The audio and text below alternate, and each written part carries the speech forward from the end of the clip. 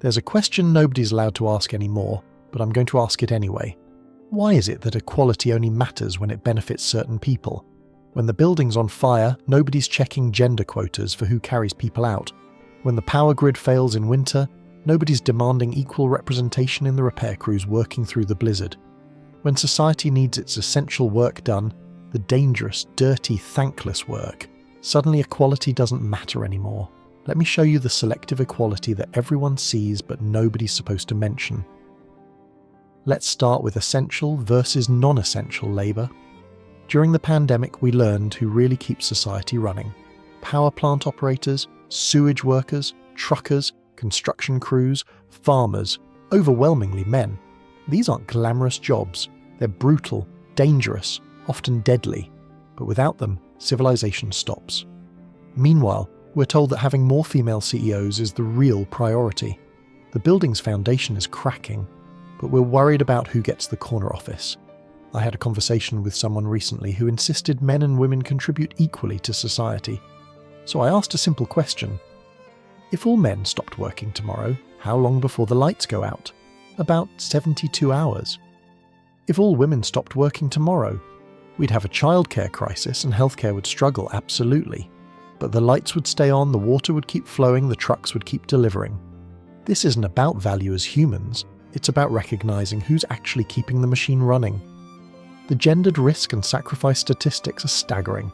92% of workplace deaths are men, 97% of combat deaths, 80% of suicides, 75% of homeless people. But what dominates the conversation? The wage gap that disappears when you account for hours worked, career choices and experience. We're focused on equal pay for office work while ignoring that men are literally dying to keep society functional. A client of mine works on oil rigs, months away from family, constant physical danger, several co-workers killed over the years. His ex-wife, who divorced him for never being around, now complains she doesn't get enough alimony. She wants equality in the bank account, but not equality in the risk. She wants the rewards of his sacrifice without making any sacrifice herself. The unequal perception of contribution is everywhere. When women talk about their struggles, emotional labour, mental load, multitasking, it's treated as profound truth. When men mention that they work more hours, die younger, handle all home repairs, maintain vehicles, deal with emergencies, that's just what men are supposed to do. Your contribution only counts if you complain about it loud enough, apparently. Now, childcare and domestic responsibility. Yes, women do carry more of this load in many households. That's real, and it matters. But let's add context. Modern women have dishwashers, washing machines, robot vacuums, grocery delivery, prepared foods, disposable diapers. My grandmother raised 8 kids with none of that. She'd laugh at calling today's household management oppressive. The work is real, but let's not pretend it's the same as when women actually were restricted to domestic life. The historical access versus modern entitlement gap is massive. Yes, women faced real barriers. Couldn't vote, couldn't own property, couldn't work many jobs. That was wrong and needed to change. But today, women are 60% of college graduates, have preferential hiring in many fields, have entire government departments dedicated to their advancement. Yet the narrative is still that they're oppressed victims fighting against systematic barriers. At what point do we acknowledge that the barriers are gone? A female colleague recently complained about the glass ceiling at our company. I pointed out that our CEO is a woman, 3 of 5 VPs are women, HR is entirely female, and they have a women-only mentorship program that men can't join. What ceiling? The only ceiling is the one where someone else won't do the work for you. The financial decision-making disparity is hilarious when you examine it. Women make or influence 80% of household purchasing decisions. They control the majority of consumer spending. They initiate 70% of divorces and typically get the house, kids, and income stream. But somehow they're financially oppressed. You control the spending but claim poverty. Make it make sense. The accountability for personal choices piece is what really gets ignored. Choose to major in gender studies instead of engineering. That's a choice. Choose to work part-time to have more personal time. Choice.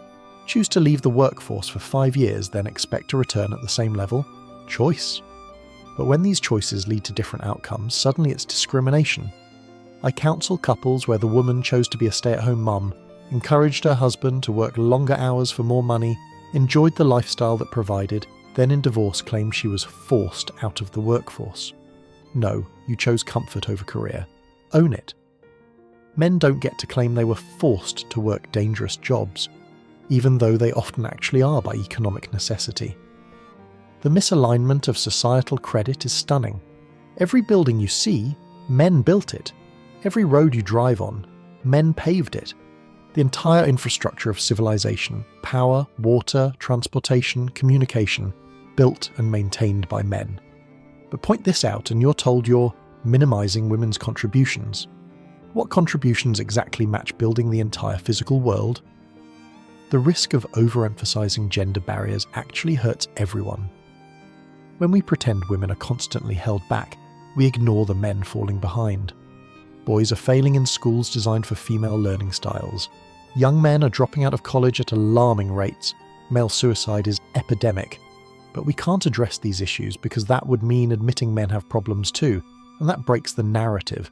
Look at the impact of workforce participation on social systems. When women entered the workforce en masse, wages stagnated because labour supply doubled. Now both parents have to work to maintain the same standard of living one income used to provide. Women gained the right to work but lost the option not to. Congratulations, you played yourself. The practical versus emotional advocacy difference is stark. Men see a problem, they fix it. Bridge broken? Build a new one. Enemy attacking? Fight back. Woman in danger? Protect her. It's action-oriented. But modern gender discussions are all emotional advocacy, awareness campaigns, hashtag movements, demanding others change their behaviour. Lots of talking, minimal doing. A company I consulted for spent $2 million on a Women in Leadership program. Result? 3 promotions. Same company needed to upgrade safety equipment for their warehouse workers, all men. Budget? $200,000. Delayed for 2 years. The men literally risking their bodies daily matter less than theoretical gender parity in management. The gendered perspective on societal development shows the blindness. Yes, having women in various fields brings different perspectives, can improve workplace culture, adds valuable skills. Nobody's denying that. But acting like society was broken until women joined the workforce ignores that society was already functioning, because men built and maintained it while women were doing other essential work like raising the next generation. The privilege versus hardship framing needs to be flipped. Modern Western women are the most privileged humans in history. More education opportunities than men, legal advantages in divorce and custody, shorter sentences for the same crimes, vast support networks, reproductive choice, safety nets everywhere. Yet they're convinced they're oppressed because someone on Twitter was mean. Meanwhile, look at male privilege. Privilege to die in wars. Privilege to work dangerous jobs. Privilege to be assumed guilty. Privilege to have 0 reproductive rights. Privilege to be mocked for showing emotion, then blamed for not showing emotion. If this is privilege, you can have it. The equity versus selective equality is the core issue. Equality in STEM fields? Absolutely.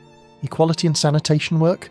Crickets? Equality in corporate boards? Yes. Equality in workplace deaths? Silence. Equality in college admissions? Demanded. Equality in prison sentences? Never mentioned. It's not about equality, it's about advantage. I know a female firefighter who admitted she couldn't carry a grown man out of a burning building. The physical standards were lowered so she could qualify. Is that equality? If your house is burning and she shows up instead of someone who could actually save you, do you feel good about gender parity? Reality doesn't care about representation. The cultural storytelling and historical revision is Orwellian. We're now told that women were always equally capable but held back by patriarchy. Really? Was patriarchy why women couldn't work in coal mines? Was it sexism that kept them off battlefields? Or was it that upper body strength and bone density actually matter in some contexts? The reframing of male sacrifice as privilege is insane. Men died by the millions in wars, worked themselves to death in factories, sacrificed their bodies in mines and construction, and we're told this was their privilege and power. No, it was their obligation. They didn't choose to die in trenches any more than women chose to die in childbirth. Biology and society demanded different sacrifices. The responsibility and gratitude gap is enormous. When's the last time you heard anyone thank men collectively for building and maintaining civilization, for protecting society, for doing the dangerous work? Never. But we have entire months dedicated to celebrating women's contributions. The gender that does the dying gets less recognition than the gender that does the complaining.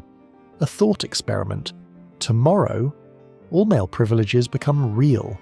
Men don't have to work dangerous jobs, don't have to be providers, don't have to protect anyone, can show fear without judgment, can opt out of hard labour. Society collapses in a week.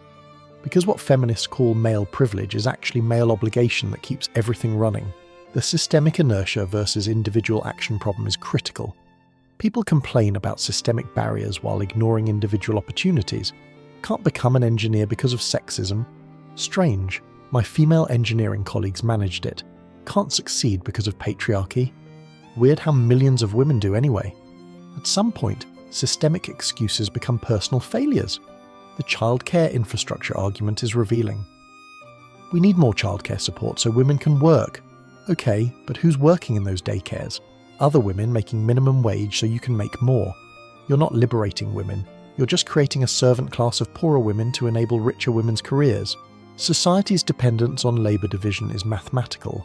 Throughout history, roles were divided by capability and necessity. Men did dangerous work requiring strength. Women did essential work compatible with pregnancy and nursing. Both were necessary. Neither was privileged. It was survival optimization. But now we pretend this was oppression rather than adaptation. A female executive I know admitted privately that she's glad her husband handles all home repairs, car maintenance, yard work, and finances. I couldn't do it, she said. But publicly, she posts about equal distribution of household labour. The cognitive dissonance is remarkable. She wants credit for equality while living traditional benefits. The selective application of equality extends everywhere. Dating? Men still expected to pay, plan, pursue. Divorce? Women get default custody and financial support. Crime? Female criminals get sympathy and reduced sentences. War? Only men register for the draft. Where are the equality warriors on these issues? I asked a feminist why she wasn't campaigning for women to be 50% of garbage collectors. Her response? That's not the kind of equality we're fighting for. Exactly. You want equality of outcomes in comfortable positions, not equality of obligation in difficult ones. You want the corner office, not the coal mine. The modern dating market exposes this perfectly.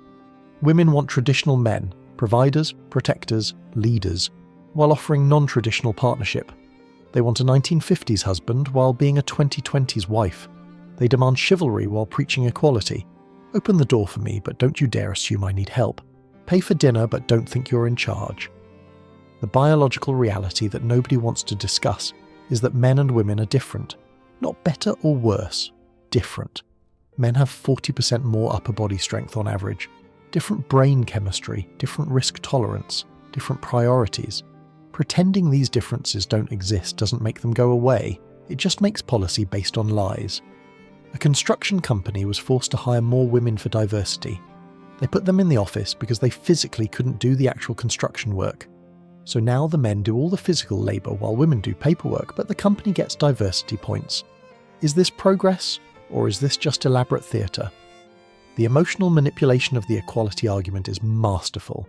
Question any aspect of it and you're labelled sexist. Point out male sacrifices and you're told you hate women. Mention biological differences and you're a bigot. It's a perfect system.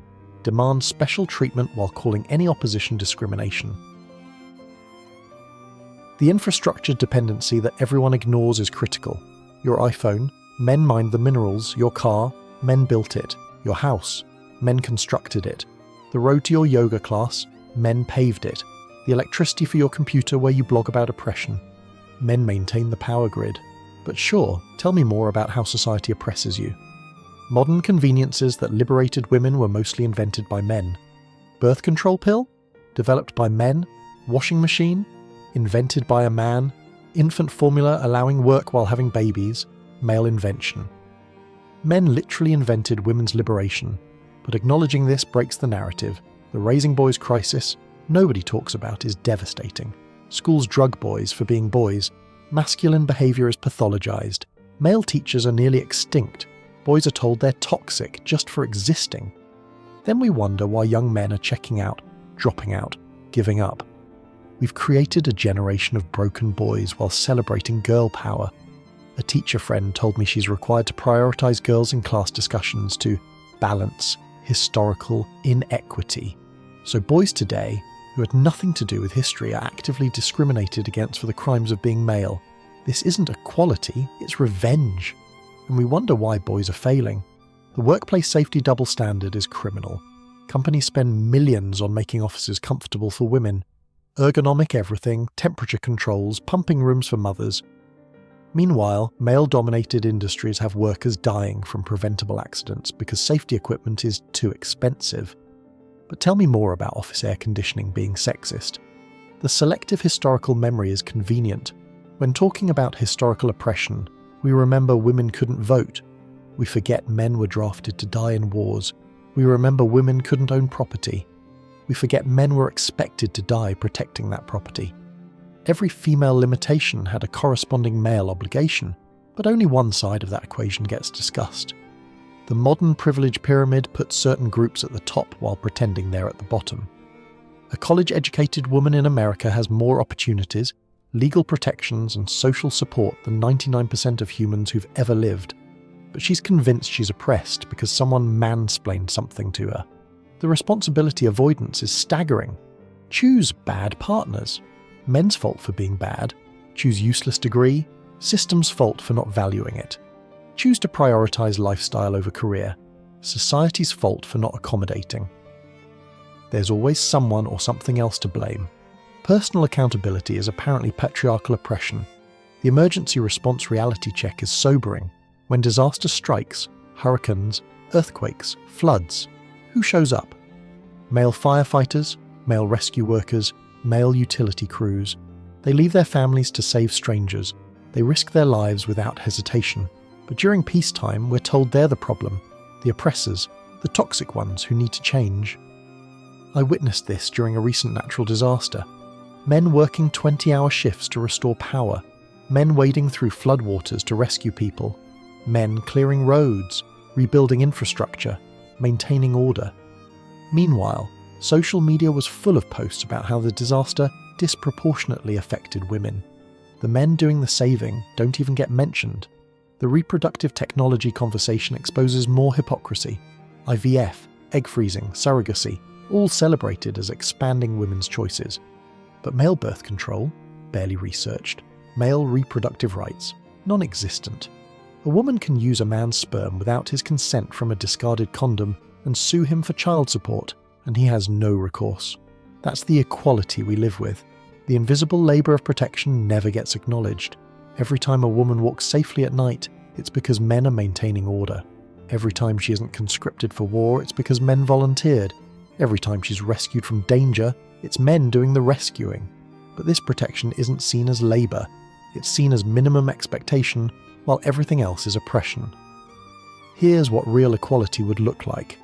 Equal physical standards for physical jobs, equal sentencing for crimes, equal custody assumptions, equal financial obligations, equal draft registration, equal workplace death rates, equal suicide rates, equal homelessness. Want that equality? No? Then stop pretending you want equality at all. The gratitude deficit toward male sacrifice is shameful. Every comfort, every safety, every convenience of modern life exists because men risked everything to create and maintain it. Your freedom to complain about oppression exists because men died to protect it. The least you could do is acknowledge it. The future implications of this selective equality are terrifying. Men are increasingly opting out. Marriage rates plummeting. Birth rates below replacement. Men avoiding mentoring women for fear of accusations. The very structures that built civilization are crumbling because we've made it dangerous for men to be men. Young men are getting the message loud and clear. Your sacrifice doesn't matter. Your contributions don't count. Your struggles aren't real. Your needs don't exist. Then we act shocked when they retreat into video games, porn, and isolation. We've made reality hostile to males, then wonder why they're escaping reality. The solution isn't to oppress women or go backward. It's to be honest about reality. Men and women are different. Both have value. Both make sacrifices. Both deserve recognition. But pretending women are oppressed while men are privileged in modern Western society isn't just wrong, it's destructive to everyone. The infrastructure of civilization depends on male labour. The continuation of humanity depends on female labour. Both are essential, neither is superior, but only one is celebrated while the other is demonised. This isn't sustainable. Reality doesn't care about your ideology, and reality always wins. Here's what I tell young men. Don't apologise for being male. Your masculinity isn't toxic. It's necessary. Your strength isn't oppression. It's protection. Your sacrifice isn't privilege. It's love. The world needs you, even if it won't admit it. Build, protect, provide, and ignore anyone who says that's not valuable. And to the reasonable people out there who understand nuance, yes, women faced real historical restrictions. Yes, some barriers still exist. Yes, we should address real discrimination. But we can do that while also acknowledging male sacrifice, male struggles, and the selective nature of modern equality demands. The honest conversation would admit that different doesn't mean unequal, that both genders have advantages and disadvantages, that civilization was built through complementary roles, not oppression, that men and women need each other. But honest conversations don't generate outrage, and outrage is currency now. The cultural revolution needed isn't more feminism or return to patriarchy, it's recognition of reality. Biological differences exist. Social roles evolved for survival. Modern technology has changed the game. We need new models based on truth, not ideology. But that requires admitting current narratives are lies. Every man watching knows what I'm talking about. You've experienced the double standards. You've felt the discrimination disguised as equality. You've seen your sacrifices minimized while your advantages are exaggerated. You're not crazy. You're not sexist for noticing. You're just observing reality in a world that denies it. The path forward requires courage to speak truth. Yes, women should have equal opportunities. No, that doesn't mean equal outcomes. Yes, discrimination's wrong. No, different results aren't proof of discrimination. Yes, both genders have value. No, they don't have to be identical to be equal. The selective equality demanded today isn't about fairness. It's about advantage. It's about getting benefits without obligations, rights without responsibilities, power without accountability. It's about maintaining traditional privileges while claiming modern oppression. It's about having your cake and eating it too. But men are waking up. They're realizing the game is rigged. They're seeing through the manipulation. They're understanding that no amount of sacrifice will ever be enough. They're learning that the only winning move is not to play, and that terrifies those benefiting from the current system. The civilization we enjoy exists because men did dangerous things women couldn't or wouldn't do. The safety we take for granted exists because men sacrificed their bodies and lives. The comfort we assume exists because men built it and maintain it. Acknowledging this isn't sexism, it's gratitude. The next time someone talks about equality, ask them if they mean real equality. Equal sacrifice, equal obligation, equal danger, equal accountability. Watch them squirm, watch them qualify, watch them explain why they only want certain kinds of equality. Then you'll understand what's really going on. Reality check. Society needs both men and women, but it needs them doing different things. We survived as a species through specialization, not duplication. Men doing dangerous, necessary work and women doing essential reproductive work wasn't oppression, it was optimization. But only one side of that equation is valued today. The modern equality movement isn't about equality. It's about superiority disguised as victimhood. It's about getting maximum benefit with minimum cost. It's about rights without responsibilities. It's about power without accountability. And men are finally starting to see through it. I want to hear from the men out there. What double standards have you experienced? When have you seen equality demanded selectively? What sacrifices have you made that went unrecognized? Drop your stories in the comments. Let's document reality before it becomes illegal to notice it. The truth needs to be told, even if nobody wants to hear it.